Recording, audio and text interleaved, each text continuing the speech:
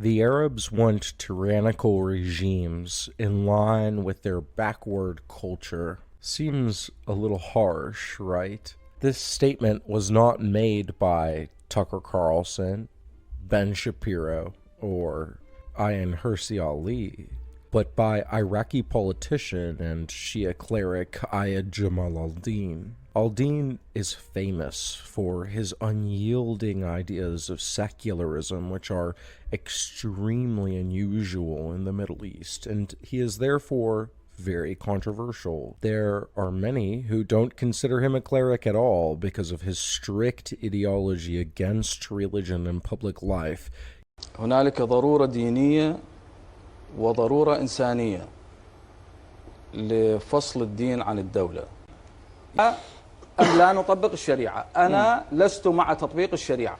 الشريعة التزام شخصي، أن تكون مسلما سنيا أو شيعيا، أن تكون مسيحيا، أن تكون يهوديا، هذا شأنك الخاص. أما الدولة يجب أن تكون مؤسسة محايدة تطبق القانون المدني الذي يكتبه البشر وليس يكتبه الله. But when you hear him as a Westerner, there is something eerily familiar about his shame of his own history.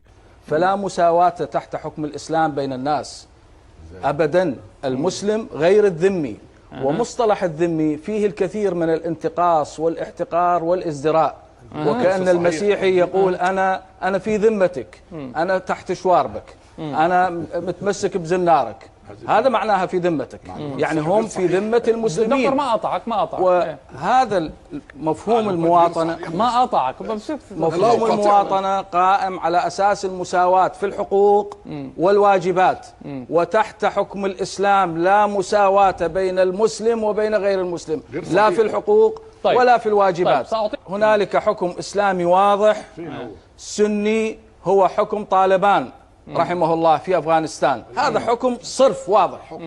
وحكم شيعي واضح هو حكومة الولي الفقيه الذي يزعم أنه هو يحل محل النبي ومحل يعني هو له ظل الله على الأرض، هو الله على الأرض تقريبا بالظبط.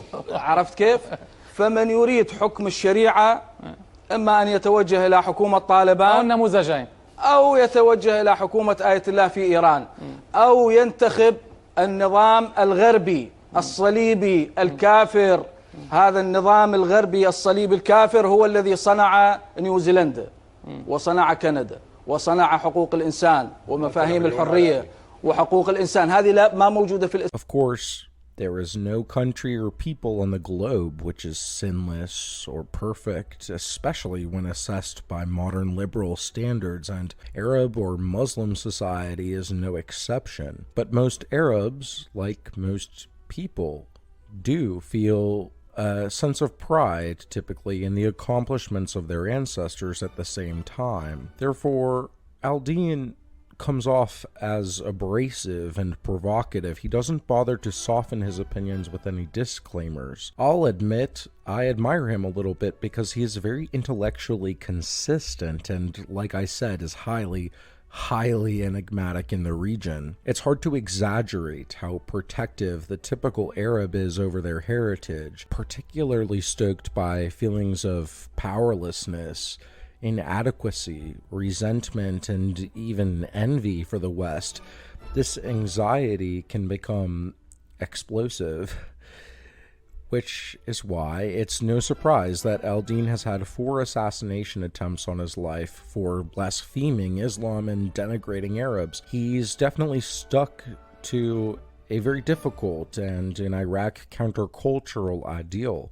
Even here, most Americans who said similar things would be immediately denounced by some as vile Islamophobes, but al-Din, it seems, is a very idealistic sort of person. Like many modern liberals, he lives in the realm of absolute idealism, where some might see the splendor and power of Arab Muslim art, science, philosophy, cuisine, and culture. Al-Din, the introspective and idealistic liberal, sees a shameful history of slavery, colonialism, racism, and oppression. Is he wrong? Well, He's irrelevant in wider Iraqi society. He's a minority, gadfly pariah, considered by most Iraqis to be a Western puppet, deserving death or banishment, and banished he was. So a more pressing question might be, whose interest did he serve through choosing to present liberalism so austerely? Al-Din's view, unique amongst Arabs, has become quite common amongst Westerners. Liberal introspection, bordering on self-loathing sometimes, is prominent in American academia and media. Accordingly, our culture, constitution, and norms are not just things we should honestly consider in terms of strengths and weaknesses, of which there will inevitably be both, but outdated, shameful, and wrong according to the abstract, absolute principles exactly like Al-Din's. And although we tolerate this idealism more than Iraq, it sometimes occurs to me to ask again, whose interest does this thinking serve? The diplomat David Welch once explained, agitation and propaganda seeks to simplify and dramatize political messages, and it often employs emotive and simplistic slogans to appeal to the emotions rather than the intellect of the audience. And this appeal to emotion works both for and against the supposed argument presented. It agitates conflicts and widens already existing gaps.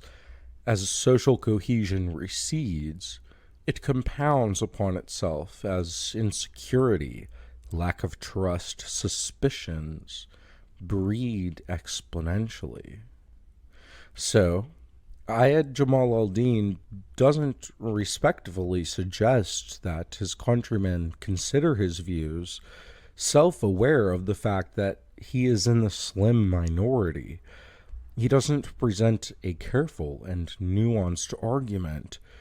He asserts with perfect simplicity the ethereal liberal purity and the oversimplification go hand in hand, serving not dialogue towards the progress he supposedly wants, but only division. Compare that to the message we hear from Al Jazeera. You can do a lot of violence with the text of the Constitution, given its history, given its modern evolution, and given the limited rights that people now enjoy under the Constitution because of its narrow interpretation by the Supreme Court. See, those men in Philly were wealthy, white, and deeply suspicious of the power everyday people might wield in elections. After all, workers and laborers vastly outnumbered them. So they wrote the Constitution in a way that consolidated power for men like them and away from true popular democratic rule. Here's a great example. He's rich and white. This is not an argument to persuade. It is an unsupported ideological statement. It doesn't explore the topic, it just tells you. People in the past were rich and white. No need to hear from them. The absolutist framing is identical to Al-Din's. Meanwhile, other countries are making real progress. You don't look to the US as a model of what to put in your constitution. You look to other countries that protect newer forms of rights, especially social and economic rights, like the right to health care. That's in constitutions around the world today. The right to a job, that's in constitutions around the world today. The right to a clean environment, that's in constitutions of the world today. None of those three appears in the text of the US Constitution. Think of the US Constitution debuting in 1787 like a new car rolling out of the dealership. At the time, no one had ever seen anything like it. It was shiny and full of promise. But it was kind of a lemon. Almost immediately, it needed massive repairs to keep it running. Over the years, it's needed maintenance, like an amendment here and there to keep the country going, and some major repairs during Reconstruction. The average constitution in the world is 19 years old. They were replaced every 20 years or so. Not this one. Some would say scrap it and just get a new car. As though a constitution ages in the same way as a hamburger. For most people, it goes without saying that a legal text does not age in the same way as a physical object. I think some things gain legitimacy with years, and as it so happens, constitutions are those sorts of things. The longer it survives, the more approval it has received from generation after generation. In my opinion, it is a mark of poor structure that other constitutions are so short-lived. They couldn't survive this generational scrutiny. If they were stronger, they may have lasted longer. Don't agree with me? Okay. But in any case, it is harder to judge constitutions than cars. North Korea provides free healthcare in their constitution. According to Al Jazeera, then, it should therefore be better. It is newer, providing, in theory, for the sorts of modern concerns for which Al Jazeera advocates. Sadly, for the North Koreans, despite the assurances of the Kims, there isn't the healthcare to which they are supposedly entitled. All of these updates, according to Al Jazeera, are clearly no guarantee of actual improvement. It is, again, simply academic theory without any substantial evidence, and in fact, evidence to the contrary. If the goal was actually to engage, not to simply retreat to the played out intersectional identity politics, we might see a new approach, a development of thought or strategy, not hammering away at the same tired old battle cries. This is a reiteration upon cultural lines we've all heard before, and everyone knows where they stand. At that point, why even bring it up at all? I have my theories. It also has the advantage that people are typically suspicious of those to whom they are culturally dissimilar. The Constitution is a document made by property-owning, mostly Anglo-white men with whom we may not culturally identify. Therefore, we do not have to even consider their reasoning. It's a document that at its core is written by white men who wanted to build themselves a country on land violently taken from native people. This is an argument made out of ignorance. It really isn't an argument at all. This boy is ignorance, this girl is want. Beware them both, but most of all, beware this boy. It has nothing to argue, but that difference must mean bad. We can usually spot this deficiency very clearly when it comes to judgment of other people. If I said to you that I'd never been to Germany, don't speak the language, don't know any Germans, but I thought that Germany was a bad place, would you trust me? Or would I seem a bit small-minded? It would be better to approach the Germans with a sense of intellectual curiosity, happy to acknowledge both the good and the bad according to our own sensibilities. We've got to celebrate our differences. Why should this rule not apply to the framers of the United States? If there is a qualitative, specific argument against the U.S. Constitution, then make it. But saying that the founding era was rotten in general and has nothing to offer seems an intellectually incurious excuse for avoiding having to make any argument at all. Why could we not say the same to Al Jazeera, what you've probably already said in your head to Al Din? You may be somewhat right, but there's nuance here. Nothing is gained by overstating your case, assuming that your aim is honest and you're trying to persuade people. 18th century constitution that is really mal-equipped to solve 21st century problems. What makes the Constitution profoundly flawed is that it doesn't reflect the current needs and values of this country and its people. That's great, you say, but if the Constitution is so broken, show me a concrete example. These are three of the most fundamental anti-democratic pieces of the Constitution. The Electoral College makes it so the president can be elected without winning the popular vote. In fact, 2 of the last 4 presidents received fewer votes than their opponents. And the Senate Well, the Senate's whole existence is based on circumventing democracy. It gives equal representation to each state regardless of population. Once again, so terribly simplistic.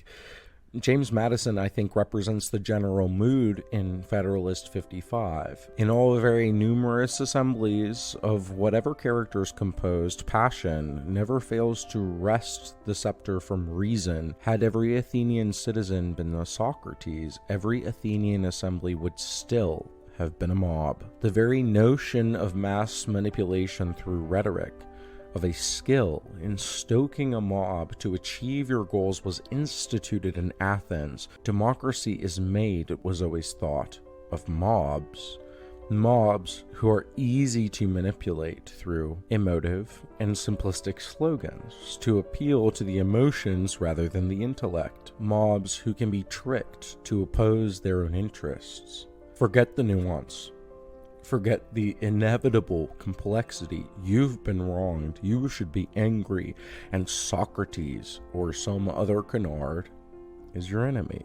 Heedful of the Athenian cautionary tale, democratic influence was introduced to the United States with the understanding that it should not, under any circumstances, be the sole or dominant element. We see a historical example of this going horribly awry in contemporary revolutionary France, driven by their high ideals of liberty, equality, and fraternity. They leapt heedlessly into the reign of terror. Their constitution has since changed 14 times. No guillotines for the founders. After the Boston Massacre, it is John Adams who we venerate for the fortitude to reproach the bloodthirsty mob while still being a patriot. Mobs, energized by simplistic ideals, even almost especially if their ideals are fair and just in principle, are the weakness of all peoples from Athens to Paris to Boston to Baghdad. And like Robespierre or Telemachus, exploiting this weakness is easier for clever people than you might think. Here, we have an example sitting right under our naive Western noses. Remember, Al Jazeera is the media mouthpiece of an absolute monarchy. It is super ironic to suppose that they have a genuine interest in promoting democracy or liberalism of any kind. The important thing here isn't what they say, it's what they're after. What would it take for Americans to make meaningful changes to their Constitution? The recipe to amend the U.S. Constitution requires more than just looking at the text of Article 5. You need a social movement that builds up from below, or you need a charismatic leader that leads from above. The main changes that need to be pursued now are really changes that would enhance the power that the most marginalized have in this society. In order for the Constitution to change today, the country needs a mass movement on behalf of insurgent democracy. The world doesn't look to the U.S. Constitution as a model anymore. It's old, it's outdated, it's ancient. It actually holds back the possibilities for humanity to have a constitution that looks like the U.S. Constitution's limited protections for rights and freedoms. That's what this video is. It's a tool. Ideas are not always just ideas. Often they are tools of those savvier elements used towards subtle and less apparent goals. The term fourth-generation warfare was first coined by U.S. military theorist William S. Lind in the 1980s to describe the changing nature of warfare in the post-Cold War era. Propaganda plays an important role in fourth-generation warfare as it allows non-state actors to communicate their message, shape public opinion, and influence the behavior of the enemy's civilian population. According to Lind, in fourth-generation warfare, The side that can control the narrative and dominate the media space is often the one that comes out on top. Fourth generation warfare is often a war of narratives, where the side that can control the story and manipulate perceptions of reality can win. The media can be used to spread disinformation, confuse the enemy, and create chaos and uncertainty. The media can be used to demoralize the enemy, to make them question the legitimacy of their cause, and to undermine their morale. The media is not a neutral observer, it is an active participant in the conflict, and understanding its role is essential to success. And the best method to achieve this is to take an already present potential weakness, like an internal ideological dispute, and fan the flames. I can feel your anger. It gives you focus. Why try to topple your rival when you can trick them into toppling themselves, as Sun Tzu put it? The greatest victories are those won without fighting. But who would be so stupid as to fall for an obvious trick like that? Who would actively advocate against their own interests from inside a society? And that little girl was me. People who think they have nothing to gain from participating in it. Aristotle said, "He who is unable to live in society, or who has no need because he is sufficient for himself, must either be a beast or a god." The ideologue imagines that he has no need to engage with the inevitable limitations of political life. He doesn't consider limitations. These are obstacles to his vision. Friedrich Hayek asserted, perhaps a bit ironically, that such people are so consumed with their own ideas that they can't see the world around them. I would agree with Aristotle that this delusion is beastly, except it's distinctively human to be so melodramatic. But their vision of what it even means to engage in politics is a renunciation of the fundamental requirements of political engagement itself. And isolated in their contempt for other citizens, they are the perfect target for fourth-generation warfare exploitation. As Machiavelli said, "He who seeks to deceive will always find someone who will allow himself to be deceived."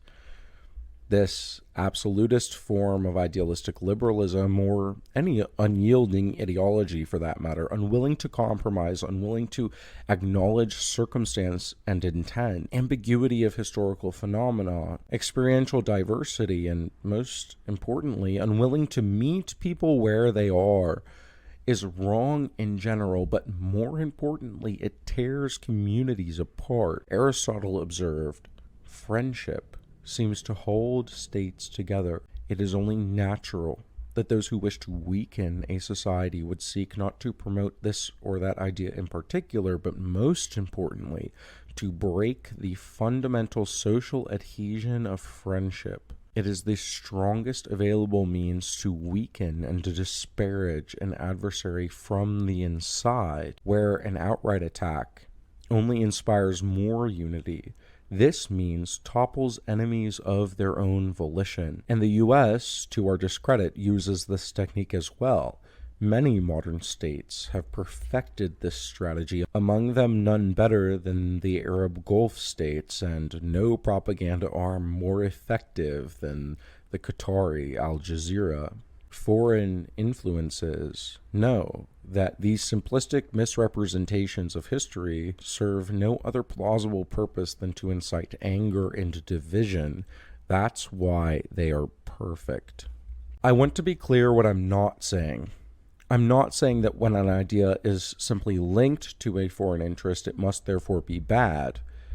If you get into the nuts and bolts of diplomacy, you'll quickly realize that almost every foreign country has an interest in whether America adopts this or that policy or attitude. No matter what you advocate for, you'll inevitably also be advocating for a foreign interest as well. We should not therefore fall into the trap of saying that ideas are invalid simply by association.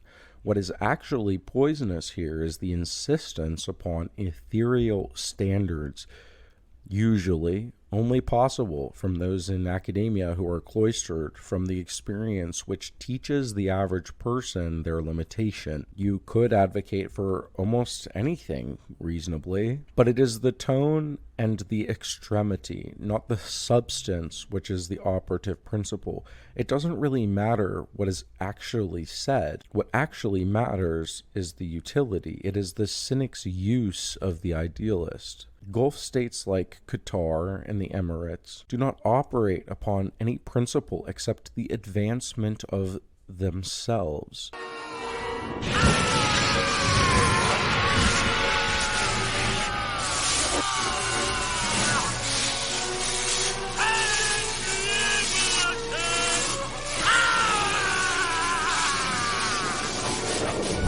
Just ask a Palestinian, or, for that matter, our friend, Ayad Jamal al-Din. Al Jazeera has given a platform to extremist groups and individuals, providing them with a global audience and legitimizing their views. This has contributed to the spread of extremist ideologies and the rise of terrorism. All Arab Gulf countries understand this cultural standard. That's why Al Jazeera isn't easily accessible in Saudi Arabia or the United Arab Emirates. Their honesty is sort of refreshing in a way once you realize it. There's a kind of Byzantine appeal to it. Advance the family, advance the country, advance the interest and the influence, duping gullible academics to indulge in ideological fantasy as a pretext for it. Through Al Jazeera, the Qatari government was able to influence and ultimately install Mohamed Morsi as their man in Egypt. While Morsi was quite different from al-Din, I pledge to Allah that I will safeguard the Sharia and protect the people from the evils of the secularists, the communists, and those who followed them. He was a strict idealist too, like al-Din. By the way, if you're one of those idealists who flirt with the idea of these foreign psyops being good for your cause, I think it's good to remember how Morsi went out, forced out of power, in a bloody military coup in 2013. Just 1 year after being elected, he was arrested on charges of whatever, and reportedly died of a heart attack while in custody. His successor, Abdel Fattah al-Sisi, who was instrumental in the coup, also crushed Morsi's supporters, engaging in what Human Rights Watch termed crimes against humanity and one of the world's largest killings of demonstrators in a single day in recent history. But with Morsi's supporters either dead or intimidated, Sisi's election went off without a hitch. He got an impressive 97% of the vote, and needless to say, the Qatari delegation was not invited to the election day festivities. The results of Morsi's gamble that he could be the one to use the Qataris failed horrifically for him, and more importantly, for thousands of his average supporters. We, in the West, take our stability for a given. We sit smug, fat, and happy to theorize that massacres and coups couldn't happen here, but they can.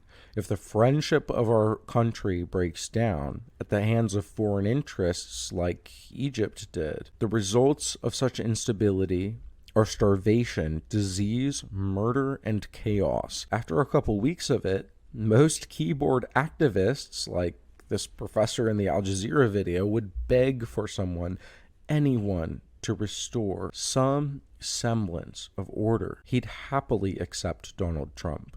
His pie in the sky only fed him under the stability he was too short-sighted to try and preserve. There's people out there in America today who genuinely think it would be better for them if our country were to dissolve. And therefore, who cares if I get played by the Qataris, the Russians, or whatever? It's for the cause. America's a bad place anyway. Only a lunatic would see this trade-off as acceptable if they actually thought it through. Voice your condemnations if you must. I'm only suggesting that we remember that condemnation is divisive inherently. It's a tricky thing to do effectively in the best case scenario. But condemnation coming from a place of high-handed moral absolutism, that's a fourth-generation warfare ballistic missile. You'll notice that, in the case of al-Din, He doesn't do what you might think somebody really trying to persuade others would do. He doesn't try to say that liberalism is consistent with or able to be integrated into Islam, as some in the Islamic world who agree with him in general have. Instead, he sneers. We are a nation of blackout and darkness. We cannot live in the light of day. We do not hold ourselves accountable. That is why America came to demand that the Arabs be accountable. We must have more self-confidence and be accountable before others hold us accountable. We must discipline ourselves before the Americans and English discipline us. We must maintain human rights, which we have neglected for 1,300 or 1,400 years to this day, until the arrival of the Americans, the Christians, the English, the Zionists, the Crusaders. Call them what you will. They came to teach you, the followers of Muhammad, how to respect human rights. Al-Din may be right that the Arabs would be better served by more liberalism. But if that was really his goal, it's a strange way to go about it. For those of us who fancy ourselves the most ideologically pure, we are, ironically, the most corrupted. And the marvelous ingenuity of the trick is that the ideological absolutist either doesn't know he's being used or is so devoted to his purity that he doesn't mind the dirt. He is the perfect political weapon, one that never minds the duplicity of his words. He may even imagine that he is the one using the cynics, but consciously or not, what he advocates for is more than what he says to his followers. In his bid to escape the inevitable messiness of politics, he has become the most cynical actor of all. Why sully yourself trying to compromise with those who share your culture, history, and political community when you could just imagine yourself pure? The only sacrifice is the funding, promotion, and support of those who, in addition to actively wishing you harm, are completely unbothered by any ideal you may hold. Where somebody within your culture might oppose you, at least they have, in principle, the same common good, and not so for the foreign actors. They love delusional sectarianism, and they love unearned sense of moral superiority through rigid, yet simultaneously shallow criticism. Foreign countries love to see their adversary consumed with the fervor of the mob. What neither love is the actual country, the actual people, or common good for which both feel nothing but contempt. It's a match made in hell. The least we can do is to refuse to follow them there.